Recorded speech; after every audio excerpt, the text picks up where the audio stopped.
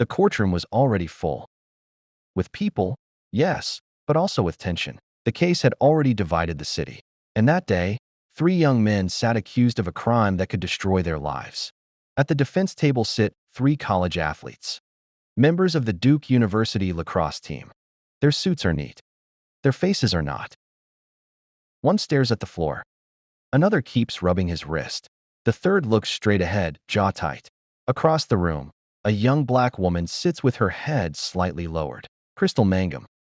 She holds a tissue. Her fingers shake. Every few seconds, she presses it tighter, like she is trying to hold herself together. Behind her, rows of people whisper. Some angry, some emotional. Because this case is not just about a crime. It is about race, power, and who people choose to believe. At the far right sits the prosecutor, Mike Nifong. Calm, confident, too confident. He is running for Durham County District Attorney. The primaries are almost here. He has to show the people what he stands for, especially the black community. Durham majority are blacks. The case feels like his lifeline. He arranges his files slowly, like a man who already knows how this will end. The judge enters. The room rises, then sits. But the tension does not move. Call the case, the clerk says. The words echo. And with them, the weight of March 2006. During a party. In the bathroom, a black woman named Crystal was assaulted. Her attackers? 3 players in the Duke University sports team. It was an accusation that shook a city. Nifong steps forward.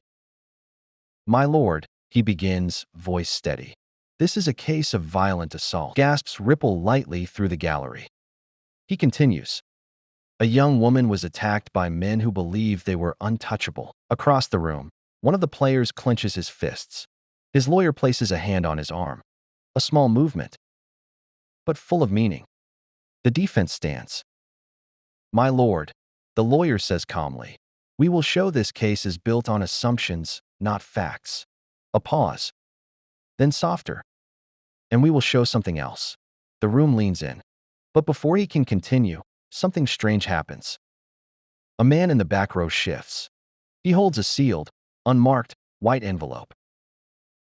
The courtroom feels tighter now, like the walls have moved closer. Because one question is still hanging in the air. Who is the man with the white envelope? At the defense table, the lead attorney watches closely. He does not interrupt, but his pen stops moving. His adversary's bold claims sound suspicious, as if he is trying to drown his conscience. Before the court's attention turned to the mystery man, Mike Nifong sounded confident, measured. He spoke about timelines, about statements, about what he called consistent testimony. But near the back, when the man with the envelope finally stood, Mike Nifong hesitated. The mystery man steps forward. Slowly, carefully, envelope in hand. Like every step matters. A court officer moves to stop him, but the man speaks quickly. I'm from the lab.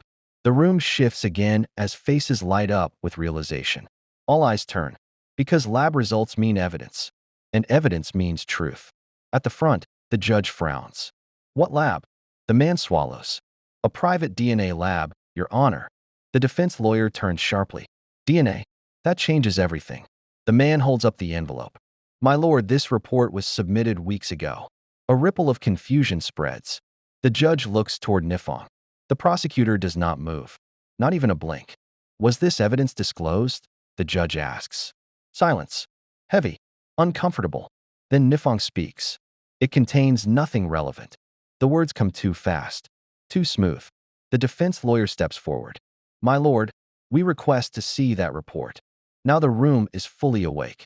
The envelope is handed over. Slowly. Like it carries weight. Because it does. The defense opens it. Papers slide out. Eyes scan quickly, then stop. The lawyer's face changes. Not shock, not confusion. Something worse. Understanding. He looks up, straight at the judge, then at the jury, then at Nifong. My lord, he says quietly, his voice almost too calm. This report shows no DNA match. Gasps explode across the room. He continues. And not only that. He lifts the paper slightly. There is DNA from other unidentified men. The courtroom erupts. Voices rise. Chairs scrape. At the front, Mike Nifong finally reacts.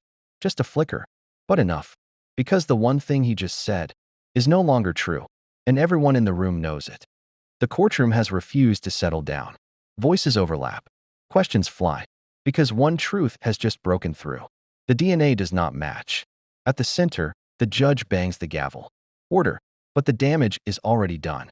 At the defense table, the lawyer steps forward again. My lord, this evidence was never shared. He turns slowly, looking directly at Mike Nifong. We must ask why. Nifong adjusts his tie. Still calm. Still controlled. It does not change the victim's account. Across the room, Crystal Mangum lowers her head. Her hands tremble again. The tissue now crumpled tight. The defense does not sit. Instead, he lifts another page. I'm curious about one thing. The room quiets again. Since this report shows multiple DNA profiles. He pauses, lets it sink in, and none belong to the accused. Why are my clients on trial and not these other men? Flash. Cameras click. Reporters lean forward. Because the story is changing. Fast. The judge turns to Nifong. Answer the question. Why was this not disclosed? Silence. Then Nifong answers. It was not required. A risky answer. Too risky. In the gallery, the lab worker watches. Sweat forms on his forehead. Because he knows something else. Something worse. The defense lawyer notices him. Points. My lord, that man needs to speak. The lab worker freezes. Then slowly walks forward. Each step heavier than the last. State your name, the judge says. He does. Voice shaking. Did the prosecutor review these results? A pause.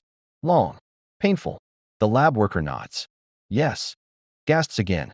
And did he instruct you regarding this report? The room leans in. The man swallows hard.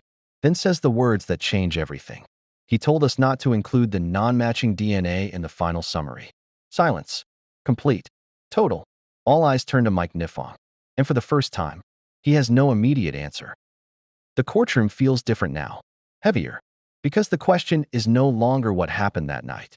It is what happened after. At the front, Mike Nifong stands still. Too still. Like a man choosing his next step very carefully. The defense does not sit.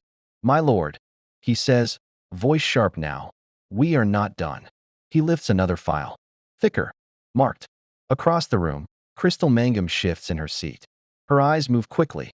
From the lawyer to the judge, then down again. This case, the defense continues, relies heavily on identification.